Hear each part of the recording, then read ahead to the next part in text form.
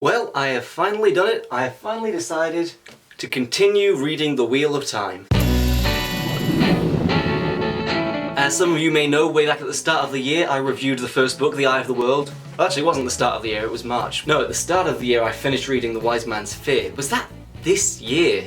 Time. Anyway, reading the first book feels like a lifetime ago, and I know I had said that I was planning on saving the rest of the series to just bam through it next year, but the last couple of months the books I've been reading have been kind of up and down in terms of quality and enjoyment, and I thought, you know what, I'm just gonna read something that I know that I already like, and I already like The Wheel of Time from the first book, so it's time for the second bloody book, baby. And now I've only just started The Great Hunt. I'm on page 175, about to start chapter 10. But I thought it'd be fun to do sort of a first impressions kind of video, sort of what the general vibe I'm getting from this book, where I think it might go in the rest of it. And since I've started reading this, I have been really enjoying it, and I've got thoughts about it. I thought if I was gonna make a first impressions video, I'd better make it now because I can't stop reading this. So, let's go.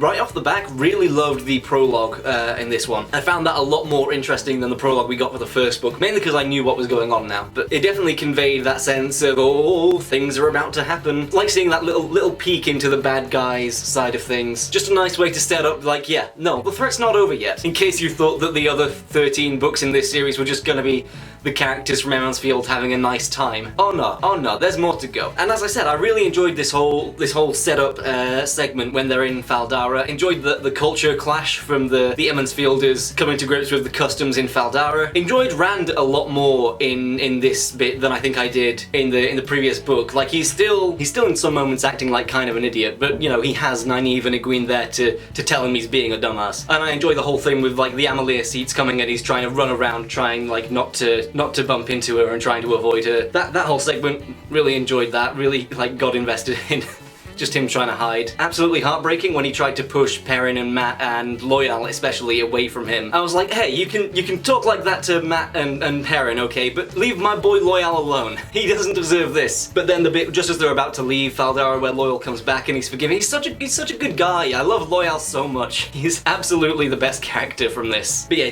just devastating to see like his ears droop. But it seems like Loyal at this point has forgiven Rand for some of the comments that he made if Mat and Perrin haven't.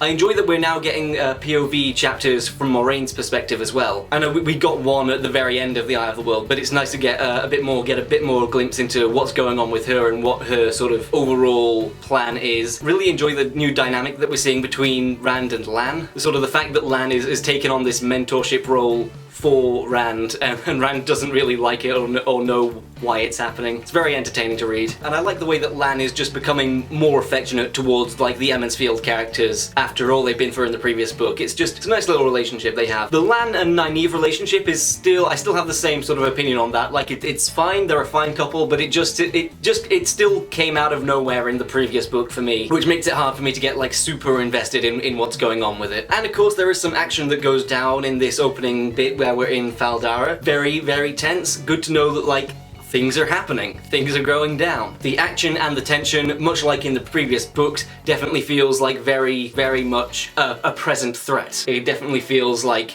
the characters are in danger. We don't know if like they're gonna get taken or get injured. The stakes are not getting lowered in any way, which I appreciate. It's nice to have a consistent level of threat from the villains. Another little scene that I just really like from this opening segment is the nightmare sequence that Rand has. My god, that is some horror creeping into the fantasy genre there, and I was here for it. I'm not gonna say like specifically what happens in it because I'm trying to keep this spoiler free, but you know, the nightmare that Rand has where he's in the farmhouse, and I'll leave it at that. Oh boy, that might be like one of the best like nightmare sequences that I think I've ever read. That was just some really just wonderfully horrific things going on in that. Sounds almost sadistic to say, but I really enjoyed it. I thought there was a lot of very well-used imagery in that little scene there. Also, surprisingly, I liked the character of the Amyrlin seat as well. I thought that she is very interesting. I enjoyed the chapters with her in it, her conversations with Moraine, and also her conversation with Rand that she does end up having. I also enjoy the new character from the Aes Sedai, whose name I can't quite remember, I think Verin from the Brown Aes Sedai. I like the whole, like, this sector of the Aes Sedai are just obsessed with knowledge and just go on, like, info dumping, essentially. It's actually a very handy way to get an exposition dump out while it feeling natural, because apparently all the Brown Aes Sedai are just blabbermouths when they get talking about a subject they're interested in. The only thing I wasn't a huge fan of so far was chapter 4, Summoned, where we follow that guy who's with the, well, they call the Children of the Light. Just didn't find that particularly as engaging as everything else, but that is one chapter out of 9 that I was like, meh. The rest of it was all very good still, and I'm sure that that plotline will be leading somewhere very interesting, so that's the only thing from this opening segment that I didn't particularly like. And the very final thing I just read is where we caught up with that boat captain, and that is interesting. So seems like he's gonna become a more prominent character, seems like he's gonna be heading to the same place that Rand and the other main characters are. Be interesting to see where that all goes. And that is, I think, pretty much it for my first impressions of the book. Very refreshing to go back into a book that I am actually enjoying reading. Yeah, I think that's it for my first impressions. A very strong start to The Great Hunt. I am very much looking forward to the rest of it. I think, based on the first 175 pages, I am gonna very much enjoy this book. Once I finish reading this, I will absolutely be doing another review, and I'll continue on my Wheel of Time journey from there. I'll be reviewing all the subsequent books as well. I'll make it a sort of Tom reads the Wheel of Time series. The Wheel of Tom. There you go. I don't know if I like that name or not. So, I feel like this was a shorter video than usual, but since I've not read the whole book yet, don't have that many things to say, other than this has set my expectations pretty highly for the rest of it. I am looking forward to the rest of it, so I have pretty high hopes for this one.